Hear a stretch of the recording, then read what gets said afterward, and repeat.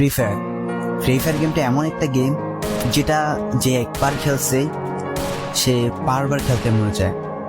প্রথম পারবে না, চেষ্টা করতে করতে যখন পেরে যায় তখন আর ছাড়ে না। আর এই গেমটা যারা একবার খেলছে, যার মনে একবার জায়গা করে নিয়েছে, সে কখনোই এই গেমটা বলতে পারবে না।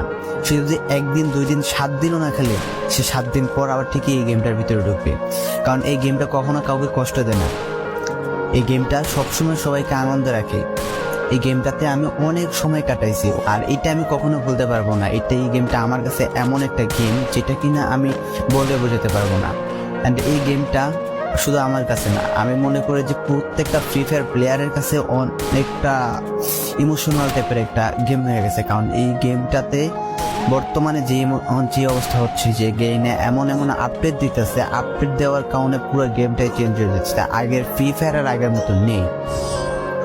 তো এই কারণে